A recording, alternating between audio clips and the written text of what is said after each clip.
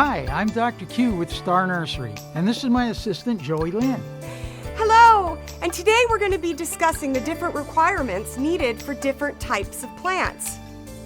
Yes, different types of plants are like drought-tolerant, traditional landscape plants that have larger leaves that require more water to cool off their leaf surface. Now, in a perfect world, the different types of plants should be on different irrigation valves. But in the real world, that hardly ever happens. They're all put in by zones, so if you have mixed plant material like larger leaf plants with cactus and succulents on one valve, you have to make some changes to get the requirements for the larger plant leaves to get more irrigation water. And how do we go about doing that? Well, for one thing, we can control it by two different ways. One, we can use larger output emitters on the plants that require more water, or we can use multiple emitters around the plant to give it more water.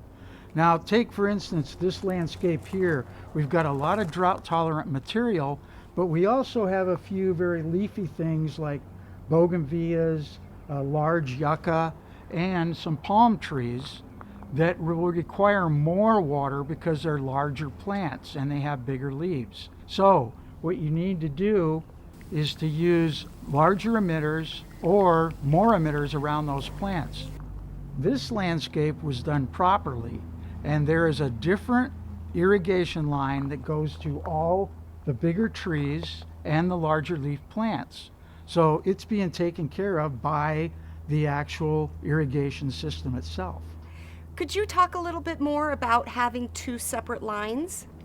Yes, two separate lines means two different valves that are feeding the plant material that you're watering.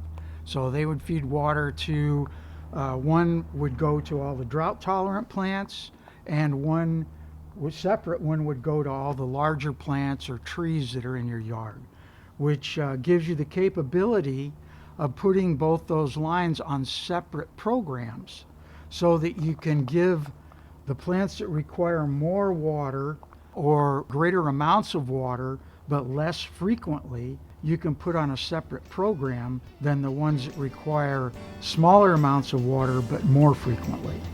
And if you have any other questions, you can head to the Southern Nevada Water Authority's website, or you can check out starnursery.com and our gardening tips for any other questions you might have.